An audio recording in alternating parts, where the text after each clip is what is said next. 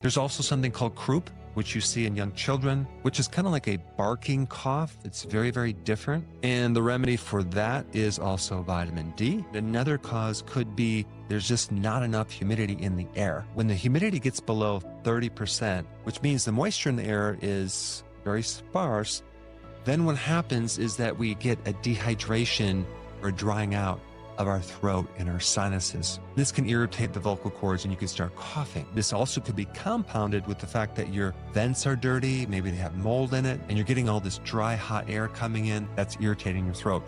And the solution for that is to get a humidifier to actually moisten the air in your room, especially when you go to sleep.